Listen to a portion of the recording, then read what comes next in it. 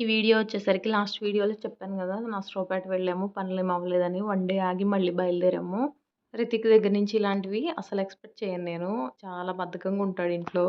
కానీ ఆ రోజు రితిక ఇది తిన్నాక ఆడుకుందాం అని చెప్పింది. వీడియో తీస్తున్నానని విసురుతున్నాడు అనుకున్నాను గానీ తర్వాత కూడా అలానే చేస్తున్నాడు. లాస్ట్ వీడియోలో చెప్పాను కదా! సీతాఫలాలు కోసుకొచ్చానని. అవే రితిక తింటుంది పండినయి బాగా. యాక్చువల్‌గా మా హస్బెండ్ మార్నింగే వెళ్లారు అన్ని డాక్యుమెంట్స్ తీసుకొని. బట్ నేను కంపల్సరీ అని చెప్పారంట. తను ఫోన్ చేశారు దారిలో ఉండి. నేనొస్తున్నాను రెడీ అవ్వండి అని. మేమైతే బయలుదేరాము. ఇక్కడి నుంచి ఒక 20 కిలోమీటర్స్ ఉంటుంది నర్సరావుపేట. నాకు ఈ గవర్నమెంట్ ఆఫీసులు, బ్యాంకుల చుట్టూ తిరగాలంటే చాలా విసుగ్గా ఉంటుంది. చాలా మందికి ఇలానే ఉండొచ్చు. నాకైతే నిద్ర గూడా వస్తది.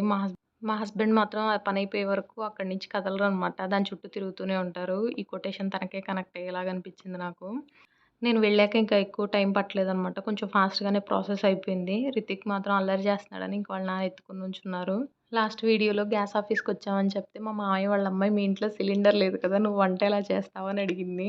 అలా ఏం లేదు, సిలిండర్స్ ఉన్నాయి. కాకపోతే ఇది ట్రాన్స్‌ఫర్ పెట్టుకుందాం అనుకున్నాము. లాస్ట్ టైమ్ ఇక్కడ ఉన్నప్పుడు అకౌంటు, ఓల్డ్ అకౌంట్ కదా! అవుతుందో లేదో ప్రాసెస్ అనుకున్నాం గానీ సక్సెస్‌ఫుల్‌గా కంప్లీట్ అయింది.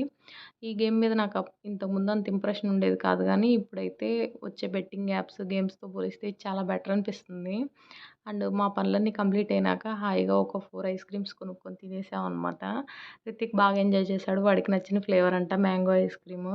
మేమింకా రిటర్న్ అయ్యాము. అక్క వాళ్ళకి కాల్ చేసాము. ఇంట్లోనే ఉన్నారా? మేము ఇలా నర్సరావుపేట వచ్చామని చెప్పి. మా అక్క ముందే చెప్తే లంచ్ ప్రిపేర్ చేసేదాన్నిగా అంటుందిక్కడ. అండ్ లేట్ అయింది కదా! ఇంక అందుకని చెప్పేసి కూల్ డ్రింక్ తెప్పించింది. అండ్ మేమింకా వెంటనే బయలుదేరదాం అనుకున్నాం గానీ, ఎందుకో కూర్చొని మాట్లాడుకుంటూ అలా లేట్ అయిపోయింది.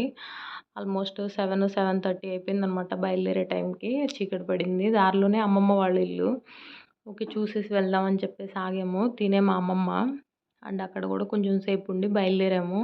యాక్చువల్‌గా అన్నం తిని బయలుదేరమన్నారు కానీ, పొద్దుటి నుంచి తిరుగుతూనే ఉన్నాము. స్నానం చేసి ఇంటికెళ్ళాక తిందాంలే లేట్‌గానే తిన్నాం గదా! లంచ్ అని చెప్పేసి బయలుదేరాము. ఇంటికొచ్చిన వెంటనే ఇంకా మ్యాగీ పెట్టేసాను స్టవ్ మీద. అలాగే రితిక వాళ్ళకి కూడా స్నానం చేయించాను.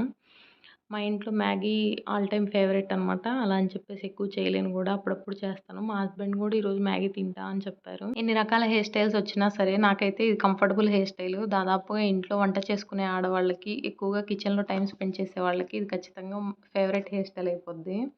నేనైతే ఒకసారి ఇది ముడిపెట్టేసానంటే ఇంకా కంఫర్టబుల్‌గా పనంతా చేసుకోగలను అనిపిస్తది. ఇక్కడ మ్యాగీ అయితే రెడీ అయింది. అలాగే రితిక వాళ్ళు కూడా స్నానం చేసొచ్చారు. ఈ వీడియో గనక మీకు నచ్చినట్లయితే వీడియోని లైక్ చేయండి. ఛానల్‌ని సబ్స్క్రైబ్ చేసుకోండి. బాయ్.